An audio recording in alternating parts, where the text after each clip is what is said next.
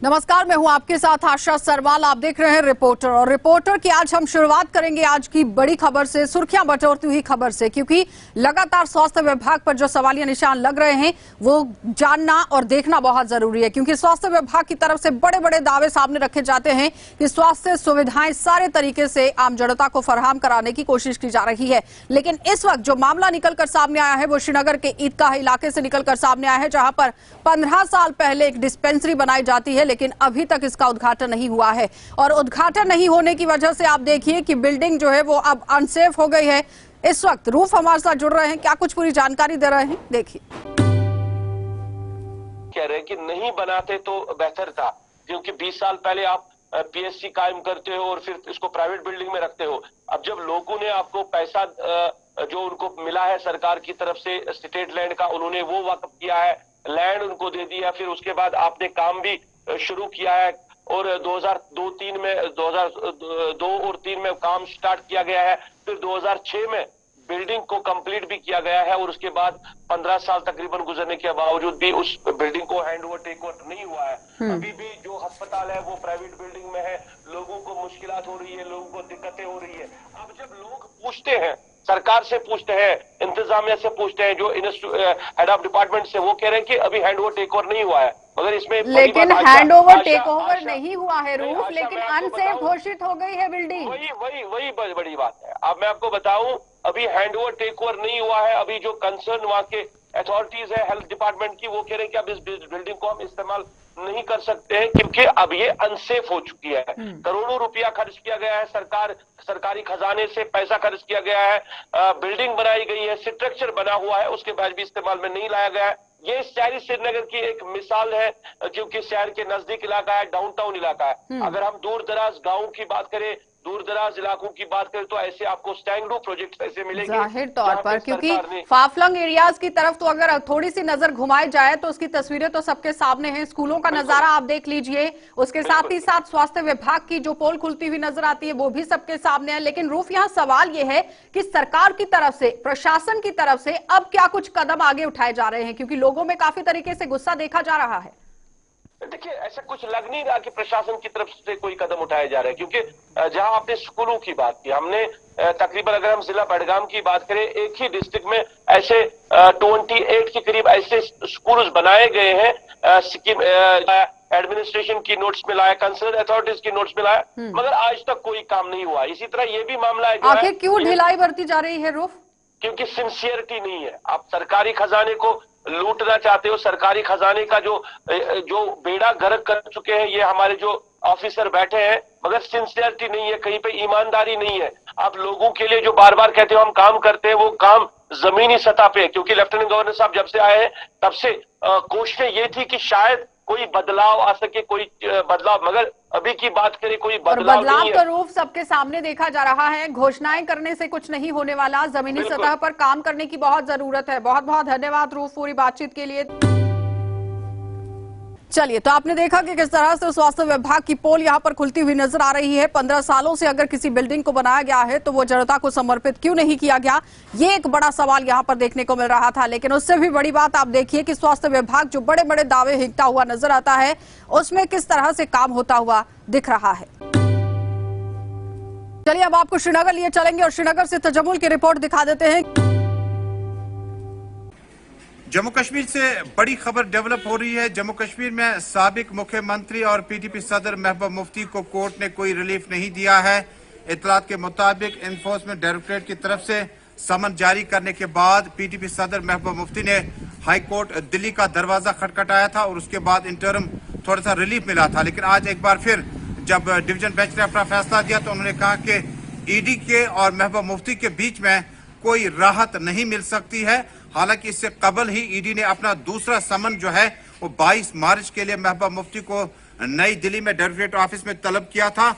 लिहाजा मानने साफ है कि जम्मू कश्मीर में एनफोर्समेंट डायरेक्टरेट के जो भी मामला होंगे और आने वाले दिनों में या बीते दिनों में, जब साबिक मुख्यमंत्री फारूक अब्दुल्ला को बुलाया गया था, लेकिन उसके बाद महबूबा मुफ्ती ने थोड़ा सा लाइन चेंज किया था और उस वक्त कोर्ट का दरवाजा खटखटाया था और उम्मीद थी कि शायद कोर्ट महबूबा मुफ्ती को कोई रिलीफ देने में कामयाब हो जाएगी। आज कोर्ट ने साफ कर दिया कि महबूबा मुफ्ती के बारे में दी गई दलाइल और आज के इस मामले को लेकर फिलहाल वो कोई फैसला नहीं देंगे। और इसी बीच में ईडी ने अपना दूसरा समन शूट करते हुए महबूबा मुफ्ती को 22 मार्च को दिल्ली तलब किया है। जम्मू कश्मीर में एनफोर्समेंट डायरेक्टरेट की तरफ से लगातार बड़े बड़े नेताओं, बड़े बड़े लीडरान को इस तरह से समन जारी करने के बाद अगर कोर्ट का दरवाजा अब कोई दूसरा लीडर खटखटाएगा तो आपके दलाइल और सबूत बहुत ज्यादा मजबूत होने। अब ये बात सामने आई कि महबूबा मुफ्ती को 22 मार्च को अब समन किया है नई दिल्ली में, और देखने वाली बात होगी कि महबूबा मुफ्ती ईडी के समन को ऑनर करती है या कोई दूसरा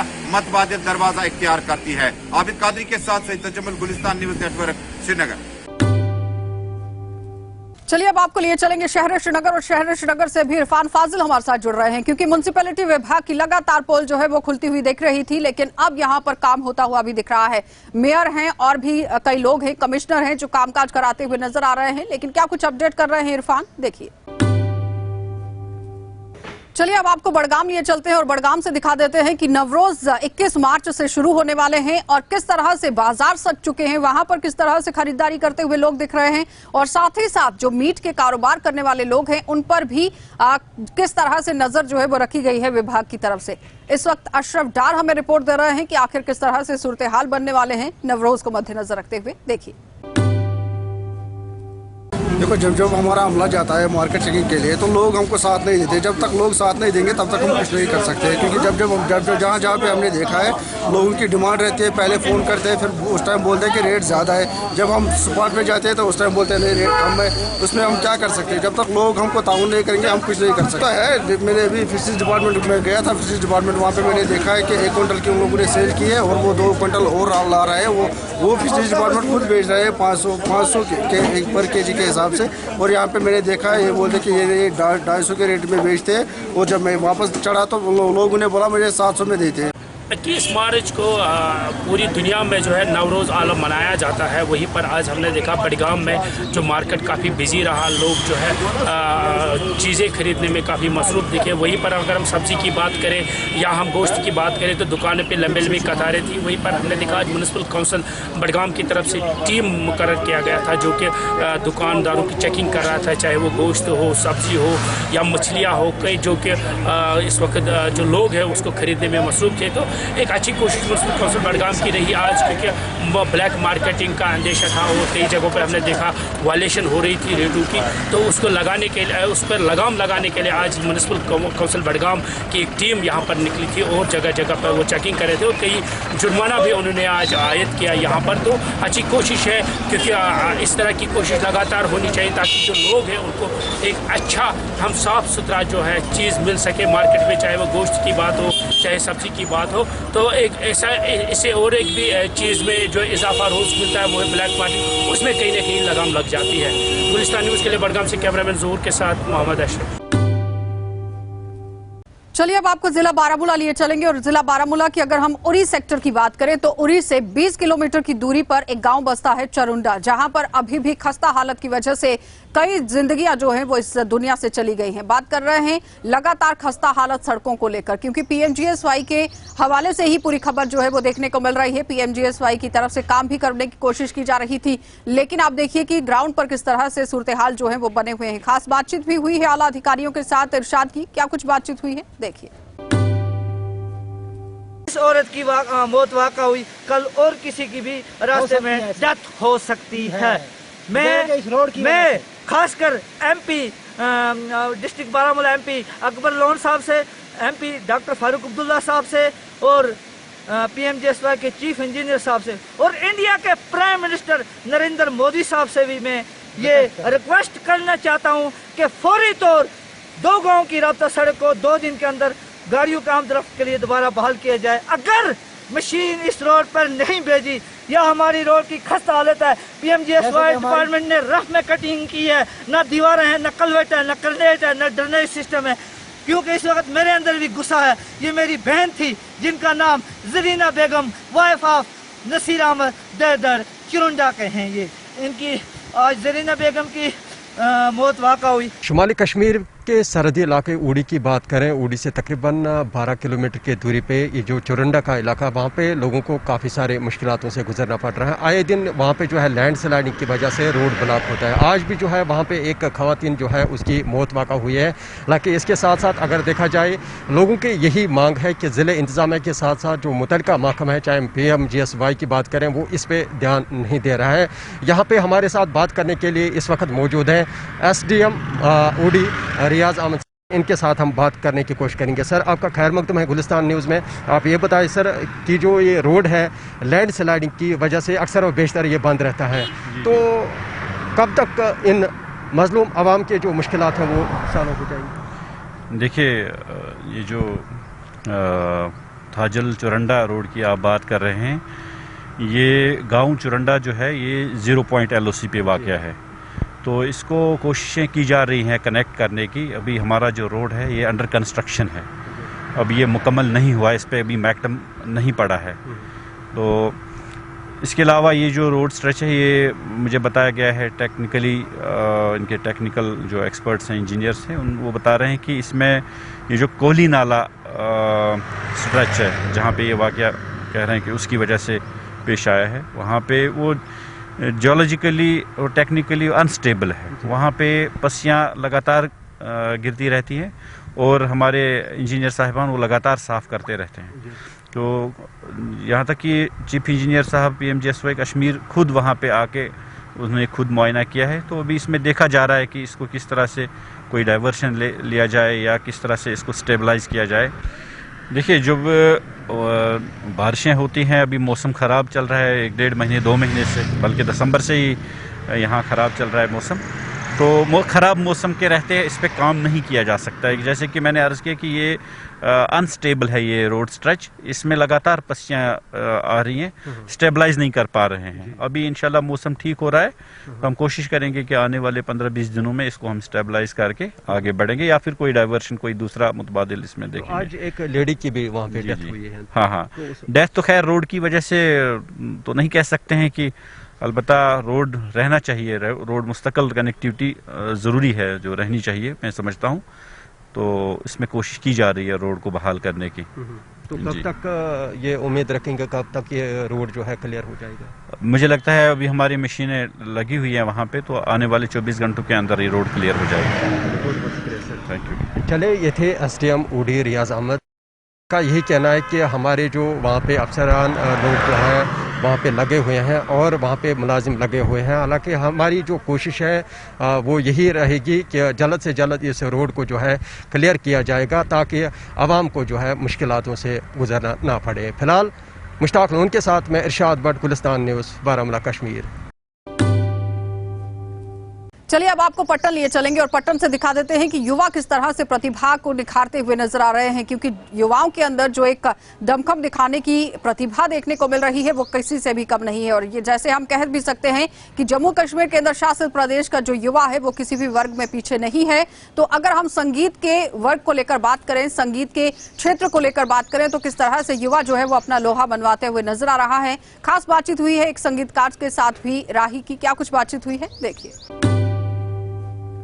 थैंक यू। आप पहले अपनी इंट्रोडक्शन कराइए और नाजरीन को बता दीजिए कि आप क्या क्या कर रहे हैं। जी, मैं तो एक इवेंट कंपनी भी चलाता हूँ और ऊपर से सिंगिंग में भी हूँ और पोइट भी करता हूँ।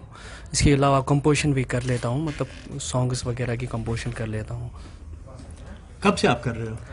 जी, मुझे लगता है मैं जब 4 साल या 5 साल का था तब से सिंगिंग का शौक़ बढ़ा, तो सिंगिंग में करने का आगे जो प्लान था वो आगे इसी में करना था। तो फिर क्या है, आगे आगे घर वालों में भी सपोर्ट करना शुरू कर दिया, तो इस मसले में मैं आगे आगे पहुंचा। तो बहुत सारे मतलब फेसेस करने पड़े आगे, मतलब कुछ मुश्किलात का भी और सोसाइटी का भी था, उसमें कुछ सीन था, तो उसका भी थोड़ा सा ध्यान रखना पड़ता था। लेकिन अगर देखें आज के हवाले से, जो कि घर वाले पूरी तरह तो इस फ़न में सपोर्ट नहीं करते हैं बच्चों को, तो इस हवाले से मैं खुशकिस्मत हूँ कि मेरे घर वाले ने मुझे हमेशा सपोर्ट किया। सर, जी सबसे पहले तो मैं बात करूंगा आर्ट एंड कल्चर, जो कि अभी आपको पता है जम्मू एंड कश्मीर में बहुत बड़ी ये जो कल्चरल की एकेडमी है, तो उनके भी कॉन्सर्ट्स किए हैं मैंने, लाइक टाइगर हॉल में गाया, और SKICC में भी किए बहुत सारे, और शेरवानी हॉल, और भी जो भी प्लेटफॉर्म है, मतलब यहाँ पे जितने भी प्लेटफॉर्म है उन पे मैंने परफॉर्म किया है, लाइक स्टेट लेवल पर और डिस्ट्रिक्ट लेवल पर। छूना है आसमान डिस्ट्रिक्ट लेवल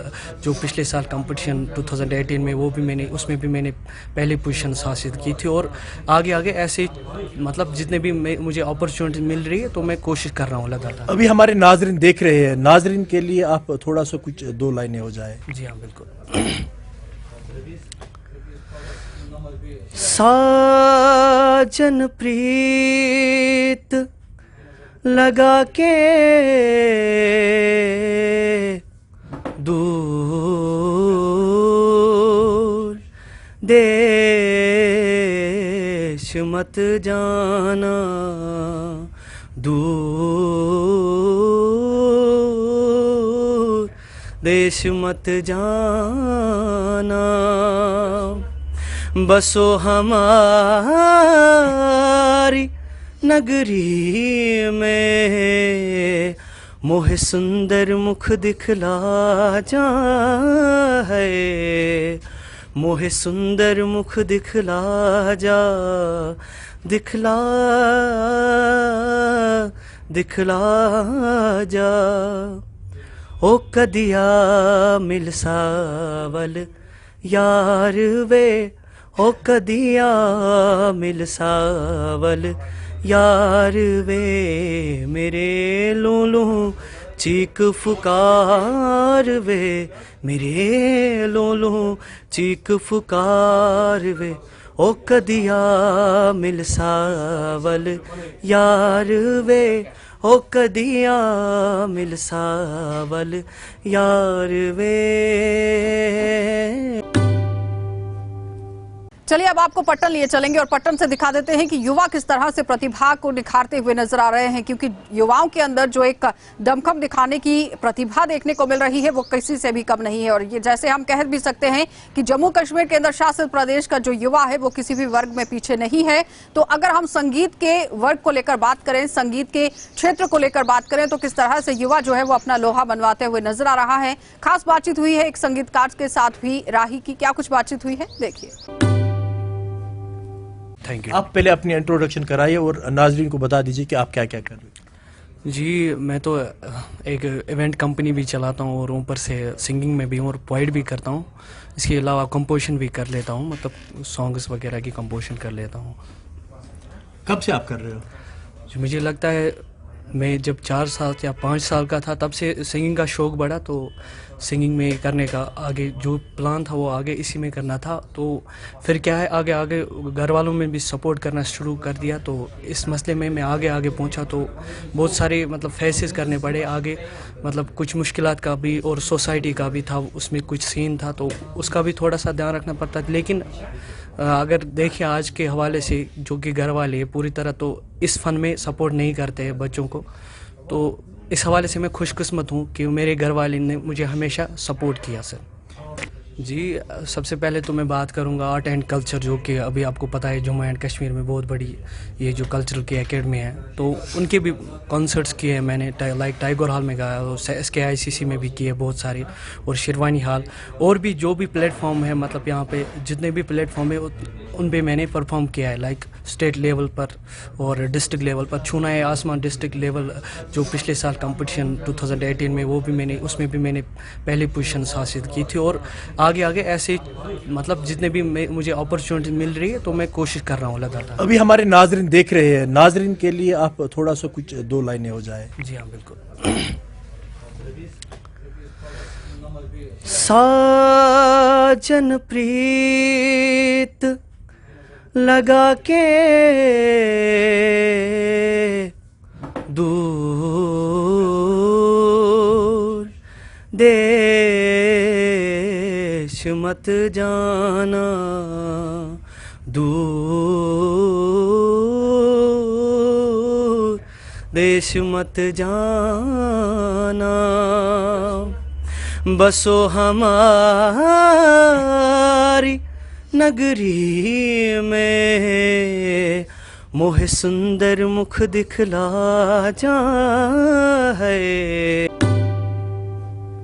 चलिए अब आपको पुंछ के सुरनकोट इलाके में लिए चलते हैं, जहां से आज बड़ी खबर देखने को मिली है। क्योंकि बड़ी खबर इसलिए क्योंकि जल शक्ति विभाग की पूरी तरह से पोल खुलती हुई नजर आ रही है। यहां बस स्टैंड के अंदर कई साल पहले एक हैंडपंप लगाया गया था, लेकिन अभी तक इसकी हालत पूरी तरह से आप साफ तस्वीरों में भी देख सकते हैं कि क्या बनी हुई है। लेकिन उसके साथ ही यहाँ पर जो आम जनता है उन्होंने चंदा इकट्ठा कर इसकी रिपेयर यहाँ करवाई है। और पूरी तरह से आप ये समझिए कि 1,80,000 रुपया इकट्ठा किया गया और उसके बाद हैंडपंप की मरम्मत कराई गई है। लेकिन जमशेद मलिक रिपोर्ट कर रहे हैं, आखिर किस तरह से पूरी कवायद चलाई गई वो देखिए।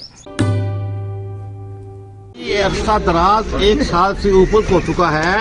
ये पंप मेन मार्केट में है। इसमें से कम हजारों लोग चलते फिरते गाड़ियों वाले पानी पीते हैं सुबह। और इसके अलावा सुरनकोट मार्केट में कोई साधन नहीं है जहां किसी को पानी का गिलास मिल सके। इसके अलावा गाड़ियों वाले, घरों वाले, मोहल्ले वाले लोग इस पानी से अपना बाल बच्चे का पालन करते थे। पंप होने के बाद हमने जनाब डीसी साहब से लेकर गवर्नर साहब तक हर घर का दरवाजा नाक किया। आपका खासकर हम शुक्रगुजार हैं मीडिया के, अपने थ्रू और मीडिया के थ्रू सबको अर्ज की, बेनती की, लेकिन कोई आदमी इसके सामने नहीं आया।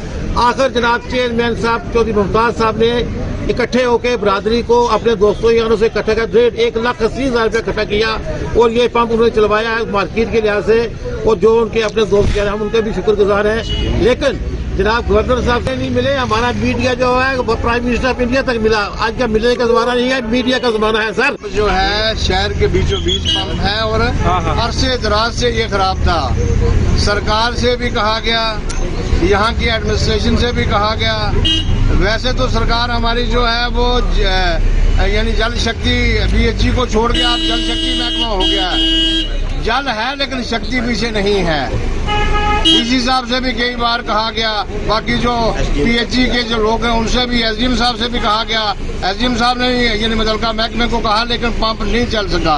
हर घर में नल से जल पहुंचाने के बड़े बड़े दावे जरूर किए जाते हैं, मगर जमीनी सतह के हालात आज हम आपको बताएंगे। सरहदी जिला पुंछ की तहसील सुरनकोट के जहां बस स्टैंड पर कई बरस पहले महकमा की तरफ से एक हैंडपंप लगाया गया था ताकि बस स्टैंड पे आने वाले लोगों को साफ पानी की किल्लत ना हो, मगर काफ़ी अरसा से खराब पड़े इस पंप को ठीक करवाने के लिए वहां के मकामी लोगों की तरफ से कई बार महकमा को कहा गया, मगर महकमा की तरफ से इस हैंडपंप को ठीक नहीं करवाया गया। और बिल आखिर आज लोगों ने चंदा करके इस हैंडपंप को ठीक करवाया और लोगों के लिए पानी साफ बहाल किया। क्योंकि पिछले कुछ अरसे से सुरनकोट बस स्टैंड पर लोगों को पानी की काफ़ी किल्लत दिख रही थी, जिसके चलते ये कदम उठाया गया और अब चंदा करके इस हैंडपंप को ठीक करवा दिया गया है। वही बड़ी बात यह है कि एक तरफ हम बड़े बड़े दावे करते हैं कि हर घर में नल से जल पहुंचाएंगे, मगर जमीनी सतह के हालात जो हैं बिल्कुल बरअक्स नजर आते हैं, जिसकी मिसाल सरहदी जिला पुंछ की तहसील सुरनकोट का बस स्टैंड है, जहां आज लोगों ने चंदा करके एक हैंडपंप को ठीक करवाया। जमशेद मलिक, JK24 न्यूज़ 7 के लिए। चलिए अब आपको डोडा लिए चलेंगे और डोडा में भी जिस तरह से कोविड-19 के केसेस लगातार बढ़ते हुए दिख रहे हैं, CMO से खास बातचीत की है हमारे संवाददाता वसीम ने। क्या कुछ बातचीत हुई है देखिए। जिस तरह से कोविड फ्री डोडा हो गया था, अगर हम बात करें कुछ दिनों पहले फिर से डोडा जट्टी के अंदर 4 केसेस आए थे और सुनने में ये भी आ रहा है कि कल फिर से एक केस आया है। मेरे साथ बात करने के लिए जुड़े हैं सैमो डोडा, इनसे बातचीत कर लेते हैं किस तरह से ये ट्रीटमेंट कर रहे हैं उन लोगों को। कीमती वक्त हमें दिया इसके लिए बहुत बहुत शुक्रिया। ये बताएं, थोड़ा सा केसेस फिर से आना स्टार्ट हो गए हैं, तो इसके बारे में आप क्या बताएंगे, किस तरह से देख रहे हैं सारी चीज़ों को आप? सबसे पहले मैं आपको बोलूँ कि कम से कम हम कोई 20-25 दिन हमारा जो डोडा डिस्ट्रिक्ट था कोई पॉजिटिव केस नहीं आ रहा था और हमने अपने आप को कोविड फ्री डिस्ट्रिक्ट को कोविड फ्री समझा था। लेकिन हमने जब बाहर महाराष्ट्र वगैरह में बहुत से ज़्यादा केसेस आने लगे और उसके बाद डिस्ट्रिक्ट एडमिनिस्ट्रेशन की डायरेक्शन और हायर अथॉरिटी की डायरेक्शन पे हमने फिर सैम्पलिंग को बढ़ाया, जो कि हमने गठ में और इस असर नाके पे हमने सैम्पलिंग शुरू की। और इसी सैम्पलिंग के दौरान हमारे एक बच्ची जो थी वो पॉजिटिव आ गई, जो केवी स्कूल की बच्ची थी। और उसके बाद हमने कॉन्टैक्ट ट्रेसिंग शुरू कर दी। उसके बाद सबसे पहले उसके पेरेंट्स का और फिर उसका छोटा भाई था, वो चारों लोग पॉजिटिव आ गए। फिर उस स्कूल के जो 52 टोटल स्ट्रेंथ थी उस स्कूल में, हमने सबका रैपिड टेस्ट किया और कुछ को हमने RT-PCR के लिए लिया, तो उनमें से तमाम नेगेटिव आ गए। फिर उस गांव की कॉन्टैक्ट ट्रेसिंग हमने की जिस गांव में वो लोग रहते थे, जो बच्ची रहती थी और उसका परिवार रहता था।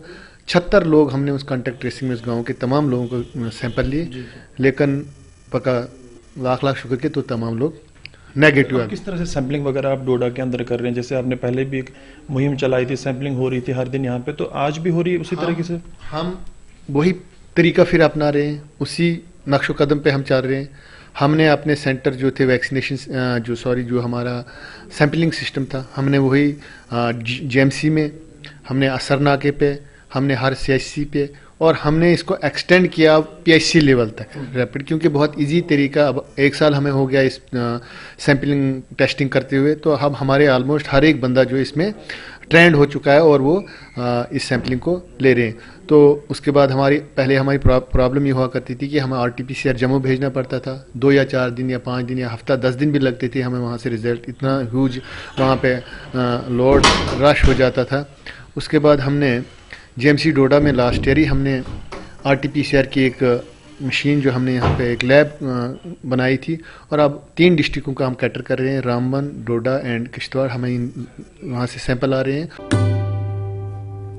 चलिए अब आपको लिए चलते हैं जिला सांबा, और जिला सांबा से दिखा देते हैं कि लगभग 200 करोड़ रुपए DDC मेम्बरान को दिए गए हैं विकास को मद्देनजर रखते हुए कि उन्हें विकास करना है, लेकिन यहां पर BDC के सदस्यों को पूरी तरह से दरकिनार कर दिया गया है। पंच सरपंच मोर्चा खोलते हुए नजर आए हैं और उनका साफ तौर पर कहना है कि उन्हें यहां नजरअंदाज क्यों किया गया, ये बहुत बड़ा सवाल है। ऋषि क्या कुछ अपडेट कर रहे हैं, देखिए। हम क्या चाहते हैं? हम क्या चाहते हैं? जिस तरह से आपने कल देखा कि जम्मू कश्मीर यूटी में जो कल बजट लाया गया है जम्मू कश्मीर यूटी के लिए, उसमें साफ तौर पर मेंशन किया गया है कि 200 करोड़ रुपए जो हैं वो 20 DDCs के लिए होंगे और उसी के साथ साथ 71.25 करोड़ होंगे आपके 285 BDCs के लिए। लेकिन कहीं ना कहीं ये भी बताया जा रहा है कि पंच सरपंचों को इग्नोर किया गया है, तो उसी को लेकर आज जिला सांबा के पंच सरपंच और BDC चेयरमैन आज धरना प्रदर्शन करते हुए नजर आए हैं और उनका साफ तौर पर कहना है कि जो 73rd अमेंडमेंट एक्ट है उसे पूरी तरह से लागू किया जाए, जिस तरह से पूरे भारतवर्ष में ये पंचायती राज सिस्टम जो है वो बना हुआ है। तो क्या इनकी डिमांड्स हैं, मैं यहाँ की BDC चेयरमैन से जानने का प्रयास करूंगा। तो आज आपकी तरफ से जो प्रदर्शन किया गया है, क्या आपकी प्रमुख मांग है जिसको लेकर आज ये प्रदर्शन किया गया है? क्योंकि हमें जो पता चल पाया है वो यही है कि 73rd अमेंडमेंट एक्ट को अच्छे से लागू किया जाए, पूर्णतः लागू किया जाए, ये आपकी डिमांड है। इसके साथ साथ और क्या डिमांड्स हैं आपकी? आज पूरे जम्मू कश्मीर में ऑल JNK पंचायत की तरफ से ये मेमोरेंडम दिए गए हैं, LG साहब को भेजे हैं थ्रू DC। आज का जो हमारा मेमोरेंडम में गवर्नर साहब को जो भेजा है, वो जहां जो प्रोटेस्ट किया है, सभी लोगों की एक ही मंशा है कि अमेंडमेंट 73 हो, जैसे पूरे भारत में 73वां संशोधन लागू है। तो अपनी अपनी पावर डिफाइन की गई है उसमें पंच की क्या पावर है, सरपंच की क्या पावर है, BDC चेयरमैन की क्या पावर है, DDC चेयरमैन की क्या पावर है, या DDC मेंबर की क्या प्रॉब्लम है।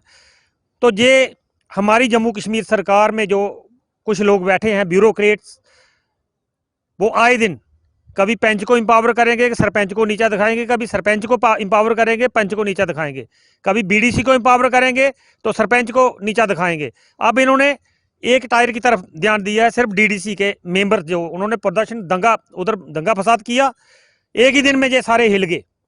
वो रूलिंग पार्टी के कुछ लोग थे, कुछ अपोजिशन के लोग थे, वो कश्मीर के जो बड़े सारे लोग जो बाईकाट करते थे इलेक्शन को, वो अब इसमें घुस गए हैं और उनको कश्मीरियों ने सब जो एक आवाज़ में बात कही, फौरी तौर पे सेंट्रल गवर्नमेंट हिल गई।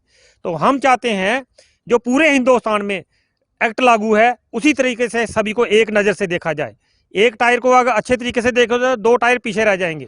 तो हम चाहते हैं कि सभी गाँव की तरक्की के लिए, खुशहाली के लिए तीनों को बराबर का हिस्सेदार रखो। सरपंच को भी पैसे मिले, CDF मिले, चेयरमैन को भी CDF मिले और पंच को भी CDF मिले और DDC मेंबर को भी CDF मिले और DDC चेयरमैन वाइस चेयरमैन को भी CDF मिले, को सबको बराबर मिले। अगर आप DDC चेयरमैन को और DDC मेंबर को 70 लाख का CDF देते हो तो BDC के चेयरमैन को 25 लाख क्यों? तो उसमें पंच और सरपंच को बिल्कुल खाली है जो मेन देहातों में बैठे हैं।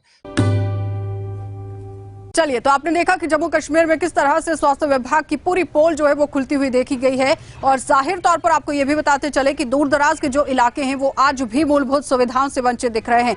कहीं ना कहीं खस्ता हालत सड़कों की वजह से लोगों की मौत भी हो रही है, जिस तरफ पूरी तरह से ध्यान नहीं दिया जा रहा है। पीएमजीएसवाई की योजना जो है वो लगातार चलाई तो जा रही है, लेकिन जमीनी सतह पर उसका फायदा मिलता हुआ नजर नहीं आ रहा है। और बार बार ये सब कुछ दिखाने की इसीलिए कोशिश होती है कि सरकार की नजर यहां तक पहुंचे और इन लोगों का भला हो सके। आप देखते रहिए कार्यक्रम। खबरों से अपडेट रहने के लिए JK 24/7 न्यूज के YouTube चैनल को आज ही सब्सक्राइब करें और Facebook पेज भी फॉलो करें।